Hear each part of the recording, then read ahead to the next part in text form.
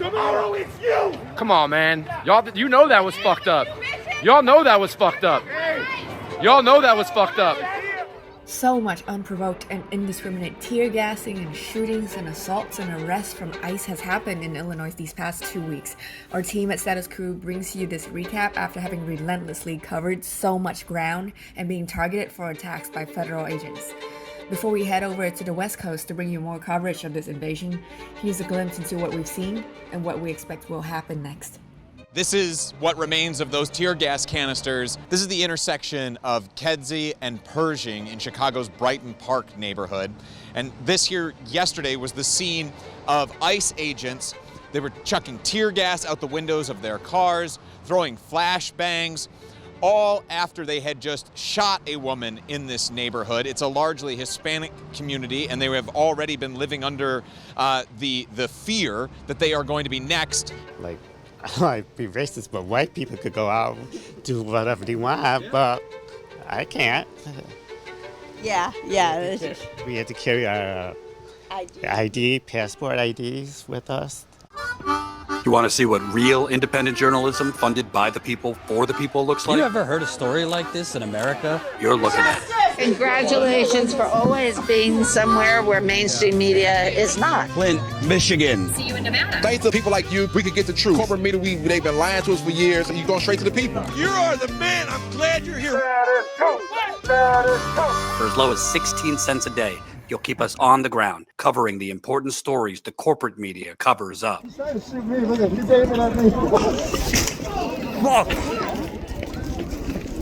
Chicago is being used as a testing ground for the tactics that could soon be employed in Portland and other American cities all across this country if the Trump administration gets the chance to do so. In any other country, if federal agents fired upon journalists and protesters when unprovoked, I don't think we'd have any trouble calling it what it is: authoritarianism. Let's start with Broadview, Illinois. Broadview is where the central ICE facility is, from where a lot of the agents are conducting many of the operations that you are seeing on TV, on our channel. That's where a lot of the protests are centered, is outside of that Broadview, Illinois area, or outside of that facility. So then they drive around, and then there's an exit over there that they go through. And where are they taking them to? You know? So there was one lady who said she followed one of the buses, and it takes them to O'Hare. There's two entrances to that facility, and the protesters alternate which entrance they are protesting on any given day. And that's where we've been doing a lot of our lives. It's where about a little over a week ago we saw ICE tear gas protesters outside of that facility. Then we get into where ICE is actually conducting its operations, and that is everywhere. You have probably heard us say many different neighborhood names, many different street names. You've seen us at protests in downtown Chicago. ICE officers have been on patrols in downtown Chicago, but they've also been in protests or on patrols in other parts of the city. What ICE claims is that they were on one of those patrols here through the Brighton Park neighborhood. One of their vehicles was rammed by 10 different vehicles, and then a woman in one of those vehicles had a semi-automatic weapon that agents shot that woman, and they claimed that she had driven herself to the hospital. But in actuality, we've learned from the Chicago Fire Department that no, that woman was actually found not very far from where we are standing now, and someone took her to the hospital where she is being treated. And after that, we saw a huge scene gather out here. Crowds of people came out to protest ICE. Everywhere ICE goes in the city, they are being met with counter demonstrators quite quickly. And that's just where we're going to be, you know? It was like that. Is that the side that you want to be on? Is that where you want to end up? Because that's not right. Protests are being organized on the fly. People are notifying each other. We saw people out here yesterday at this scene with signs many blocks away warning passing cars that, hey, ICE is over in this area. The signs are written in Spanish for those who need it to be written in Spanish to be able to understand. And ICE had this scene cordoned off. Chicago police came and took over the crowd management for ICE, like we're seeing in that central ICE facility. They're not distinguishing between the press, between the public, between the innocent and the guilty, and it can really depend on the day how aggressive ICE wants to be. We've also seen ICE is using cameras really as an excuse to be more violent. There's been several times now where they have come out and clashed for no real discernible or stated reason, other than they have cameras along with them. And then we're seeing them produce these hype videos that are set to music that they're publishing all as a red meat for their base. This is the rhythm of the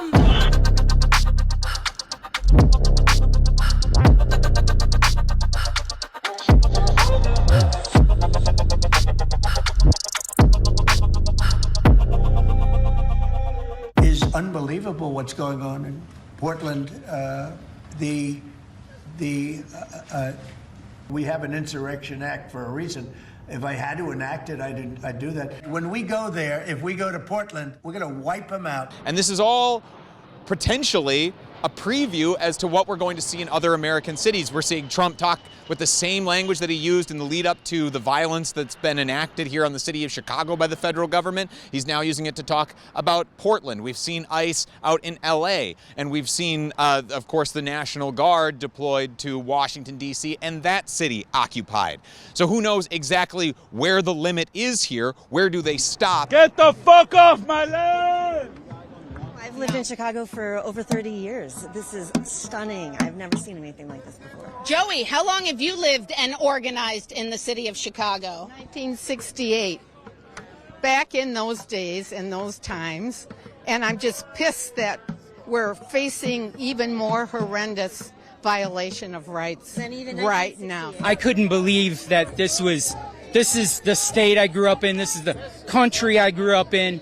And, always looking at law enforcement as people that protect us, and they're not protecting us right now. Why did you want to be out here on a Friday morning, bright and early, to protest against the ICE facility here in Broadview, Illinois? It's really hard for me to answer. Well, I'm very emotional about this. It makes me cry when I see the way they pick people up, separate families.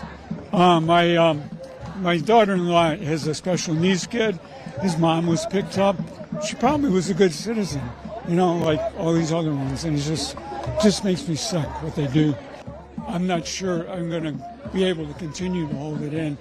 It's hard for me to talk to the people here because when I start talking, I'm very emotional. It's certainly a story to pay attention to, and one that we are going to continue to pay attention to here at Status Coup. And if you think that getting this information is important, please go to statuscoup.com/join for $5 a month. It keeps us on the ground in places like the Brighton Park neighborhood of Chicago, bringing you these important stories, bringing you these voices from the people who are afraid for their safety, the safety of their families, the safety of their neighbors, and showing you exactly what this government is doing in your name with your tax dollars, rather than giving you health care, rather than giving you adequate education, rather than giving you acceptable infrastructure, rather than giving you just about anything that a modern nation, the richest economy in the world, in world history, the richest country in world history, should be able to provide for its people.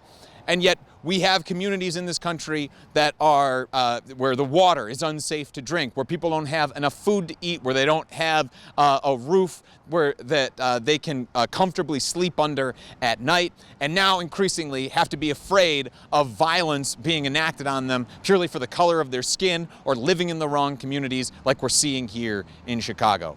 For Status Coup, I'm JT Cestkowski.